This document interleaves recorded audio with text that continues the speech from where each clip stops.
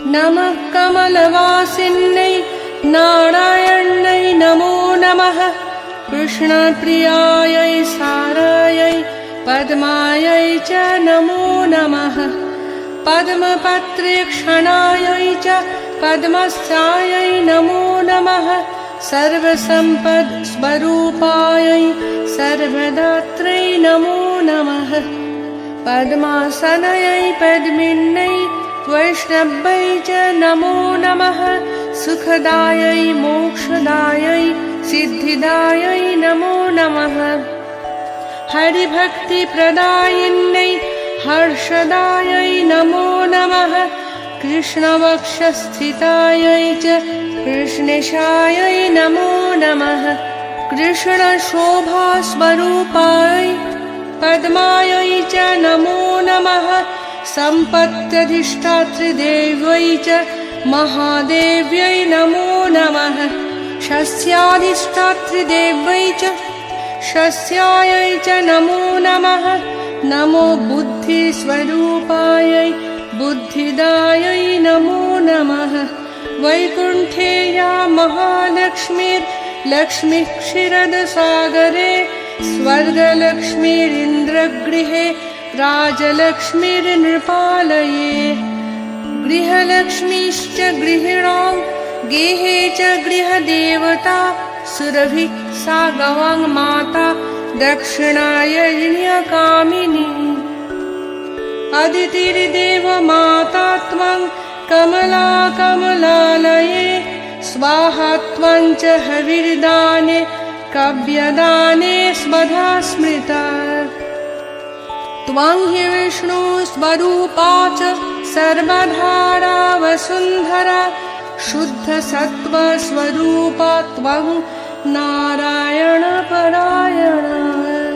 क्रोधहिंसावर्जिता च वरदा च शुभानना परमार्थप्रदा त्वं च हरिदास्य प्रदा परा। त्वया विना जगत्सर्वं भस्मीभूतमसादकं जीवनमृतं च विश्वं च शवतुल्यं त्वया विना। सर्वेषां च परा माता सर्वबान्धवरूपिणी त्वया विना न सम्भावो बान्धवैर्बान्धवः सदा।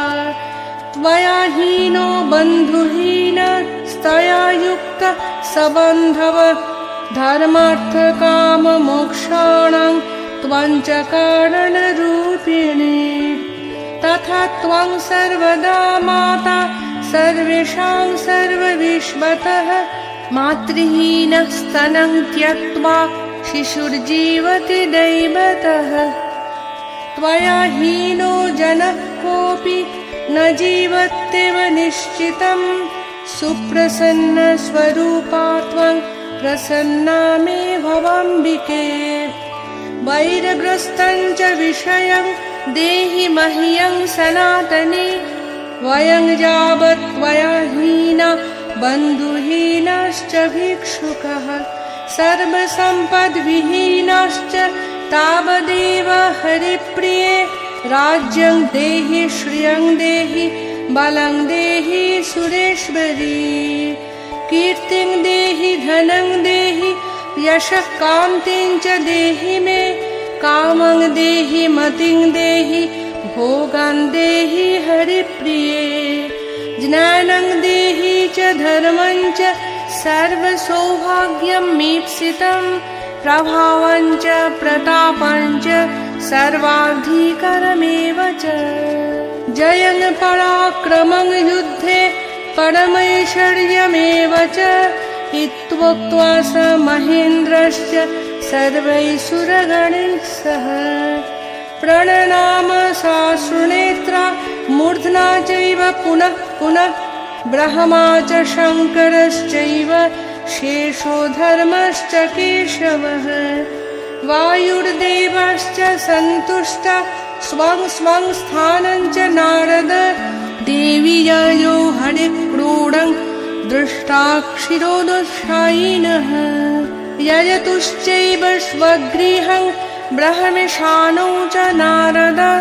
दत्त्वा शुभाशिषं तौ च देवेभ्यः प्रीतिपूर्वकम् इदं स्तोत्रं महापुण्यं त्रिसन्ध्यं यः पठेन्नरः कुबेरतुल्यः स भवेत् राजराजेश्वरो महान् सिद्धस्तोत्रं यदि पठेत् सोऽपि कल्पतरुर्नरः 5 जपेनैव स्तोत्रसिद्धिर्भवेन्नृणाम् सिद्धस्तोत्रं यदि पठेत् मासमेकं च संयतः महासुखी च राजेन्द्रो भविष्यति न संशयः।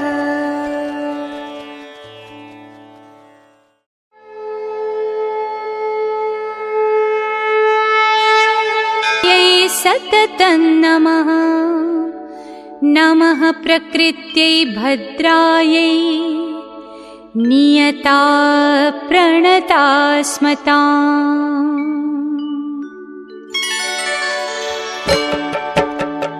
या देवी सर्वभूतेषु विष्णुमायेति शब्दिता नमस्तस्यै नमस्तस्यै नमस्तस्यै नमो नमः।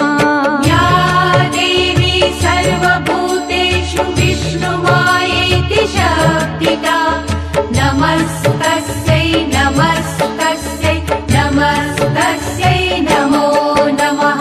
या देवी सर्वभूतेषु चेतनेत्यभिधीयते नमस्तस्यै नमस्तस्यै नमस्तस्यै नमो नमः।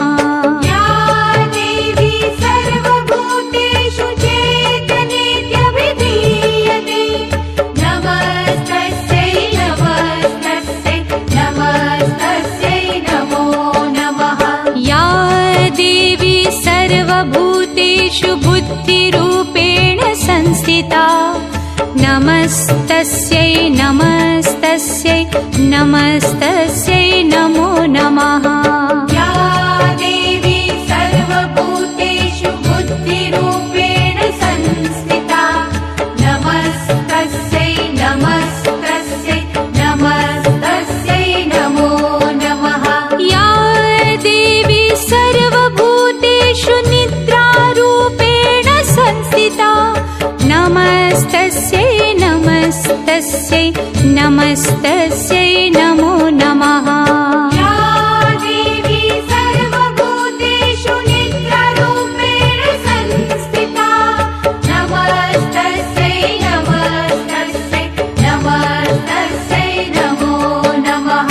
या देवी सर्वभूतेषु क्षुधारूपेण संस्थिता नमस्तस्यै नमस्तस्यै नमस्तस्यै नमो नमः। या